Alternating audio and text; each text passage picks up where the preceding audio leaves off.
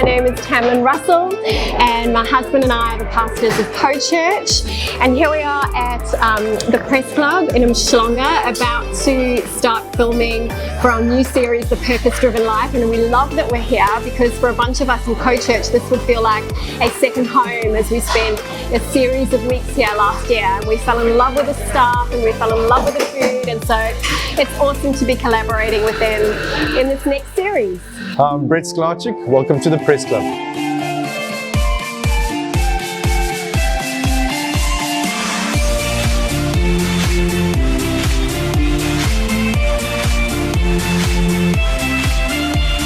Press Club basically started in town in the 80s.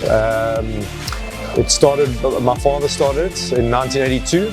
Been in the restaurant industry for over 50 years.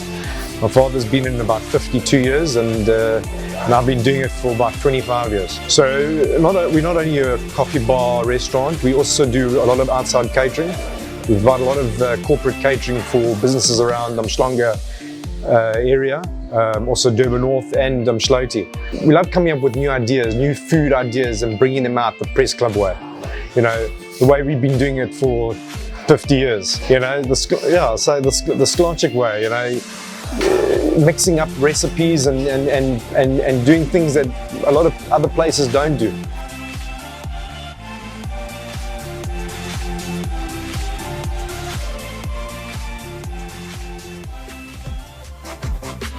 We're talking about purpose. Purpose is to know the reason for our existence. I believe you are created by purpose, on purpose, and for purpose. So the past couple of weeks, we have had a community of people from right around the world going on a journey of 40 days to discover purpose. We've spoken about over the last couple of weeks, and even in last week's talk, that the starting point of any pursuit for the meaning of life is to be found in the source of life. God is the author of our existence. And so if we're going to pursue purpose, that pursuit should start in God. I've come to the conclusion that there is a creator and that we are the created. And so it makes complete sense to me that to seek out the big questions of life, we go to Him. Now we go to Him by way of the entry point that is Jesus. Jesus, who is the way, He is truth, and He is life. Jesus is the one who bridges the gap between you and I and God, who is creator of all that we see and of what we don't see. Jesus brings eternity into the equation of our life. And if we're talking about purpose, eternity is essential. To live in light of there being something more than just this life. And the amazing thing about eternity and living life in light of eternity is that it brings perspective into our life. Perspective influences purpose, and purpose influences perspective. Perspective is not about what we see. It's about how we see things. I remember the first time that we were in New York City, and it was a place that I had longed to visit for so long. And let me tell you, I was not disappointed. I love New York City. But we were standing right in the middle of Times Square, and you are looking around and you feel so small in comparison to these huge buildings, to these neon advertising boards, to the thousands of people all around you. It's amazing how when you find yourself in the specifics of life, it can be overwhelming. Now, as we were departing New York City, we fly out of JFK Airport, and you ascend out of JFK to a new vantage point. You rise above, and I just happened to have the window seat and had the most incredible view of downtown Manhattan. And it's amazing how when you now rise to a new perspective. It brings such a different view to what you might be facing in life. And so when it comes to life, purpose, eternity is absolutely essential. And we are invited into a relationship with God by way of Jesus that doesn't just impact our here and now. It absolutely does, but it impacts what eternity could look like. I love that God desires relationship. He desires there to be intimacy, and He desires for there to be closeness. And it's in this closeness, it's in this authenticity, it's in this honesty before God that we truly come to know who we are by knowing who He is. And in that, we find purpose.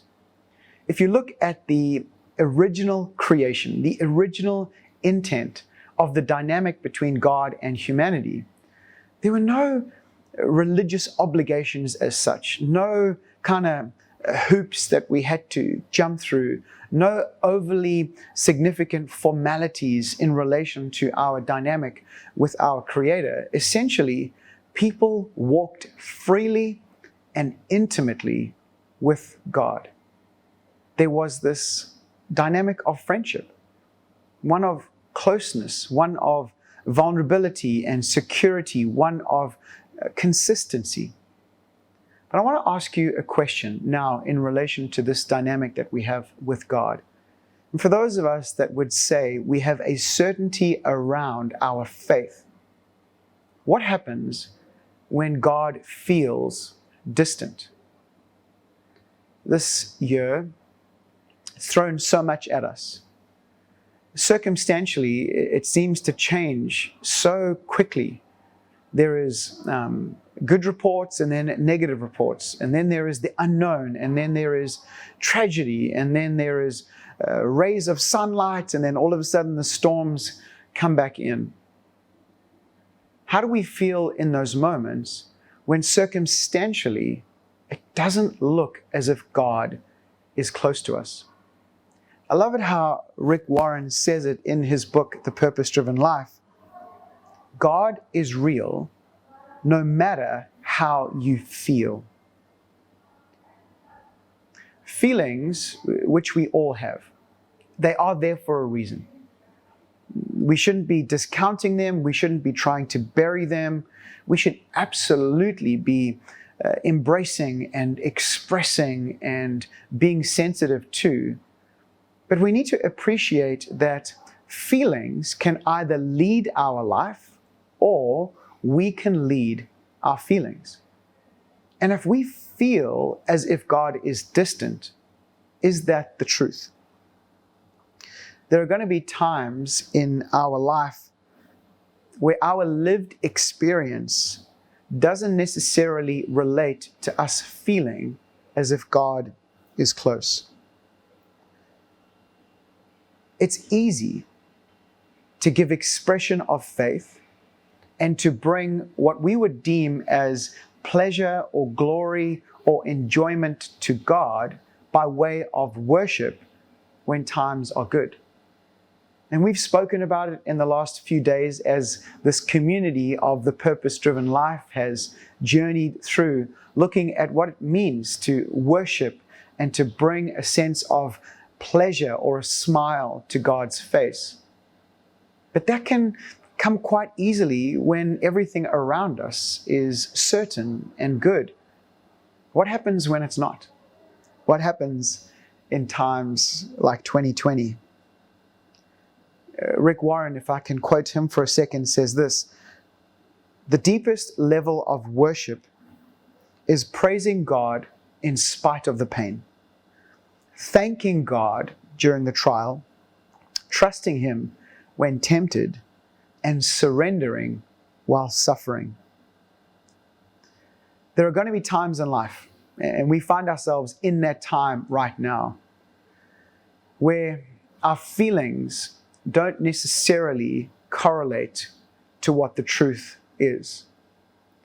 And there are certain terms that every single one of us will experience at some point or another, where it could be defined as us experiencing the dark night of the soul, or another term would be a winter of the heart, maybe the wilderness experience. You know what I love about the Bible? I love the honesty of people's account. I love the rawness. I love the truthfulness. I love that it is ordinary people like you and I and their lived experience and what we can learn from them, especially in their journey of faith and purpose. Time and time again, we see people giving expression to a sense that God is distant. Psalm 22, verse 1. My God, why have you forsaken me? Why are you so far from saving me? So far from my cries of anguish, my God, I cry out day by day, but you do not answer. I find no rest. Did God really leave this psalmist? Did he really leave the psalmist when he promises to never leave us nor forsake us? The truth is that God is ever present, and he promises it.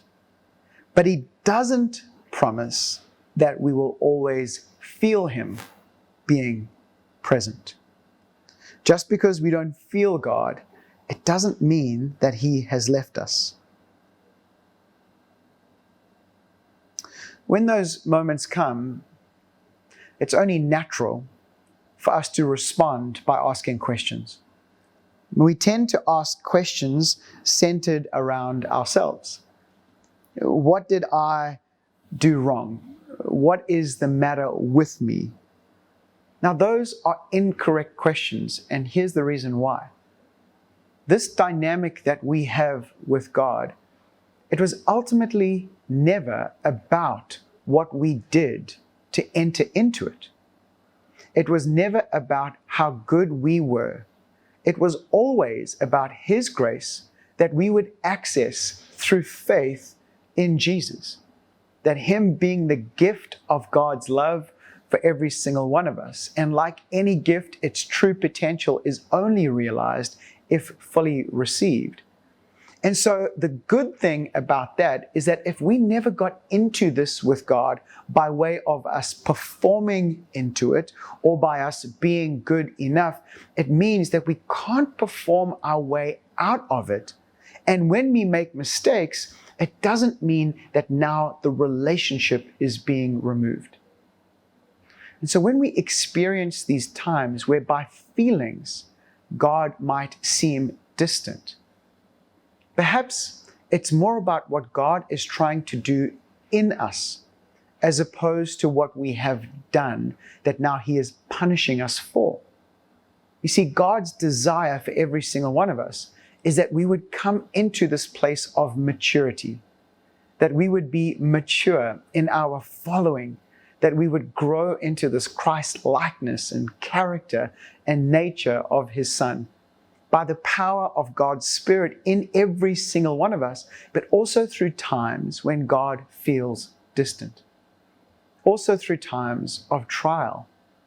Just recently, Tam spoke a message, and she spoke of the significance of oil in the life of these maidens. And the oil signifies that fuel which the flame of God burns brightly off. And it is the substance of faith that is the fuel and the Spirit of God in our lives. And she spoke very significantly of how we are to all have this oil, this presence, this faith, this substance. But you know how oil is produced? Oil is produced in a pressing. Oil is produced in trial, in challenge, in uncertainty, and in difficult times. God is looking to develop something deep within us. Rick Warren goes on to say that the most common mistakes Christians make in worship today is seeking an experience rather than seeking God. We can let our feelings take the lead. Can I encourage us that we lead our feelings, and we lead that by way of truth? God is with us. God is for us. In times of darkness, in times of the wilderness, in times of doubt, let me just highlight these 4 components that would bring health to our relationship with God. Begin by being honest. Take what you're feeling to God and pour it out to Him. Don't turn from Him. Don't try and bury it. Don't try and put a pretense. Just be honest. I love how in Matthew chapter 6, Eugene Peterson, in his paraphrase version of the Lord's Prayer, he says it like this: just get before God as plainly, as simply as you can manage. Shift the focus from yourself to Him, and you will begin to sense His presence. So in those times of darkness, those times of the feeling that God is distant, be honest before Him. Next is focus on who God is. Living with our face towards God and His towards ours is to live in the certainty of who He is, even in the midst of uncertainty in our circumstances. God is good. God is holy. God is love. God is Father. God is righteousness. He is supreme. Focus on who God is. Next, trust that God is faithful. He is faithful to His promises over your life.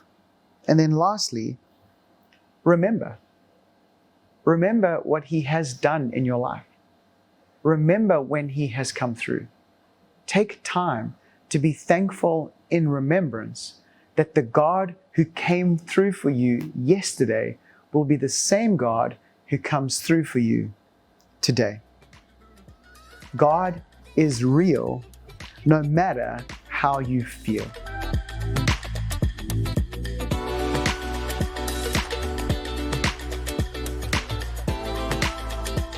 Thanks for connecting with us as we continue on this adventure of discovering purpose. You are alive for a reason. Like I've said previously, if you would like to join us in this adventure, it's not too late. You can always play a bit of catch up and we can make sure that we get information to you, but just get in touch with us. If it's not about being a part of the 40 Days of Purpose, which we would love you to be involved with, if you just want to find out more, if you just want to connect and you want to be a part of community, then please send us an email. The email address is going to come up on the screen. You can visit our website, and here is our website address as well. But we would love to hear from you. Stay connected. We are grateful that we've just been here at the Press Club in Umhlanga. If you're in the greater Durban area, pop on in and see Brett and the team. It is such a cool place to come and spend time with as a family. And stay tuned, because who knows where we're going to be next week. We'll see you soon.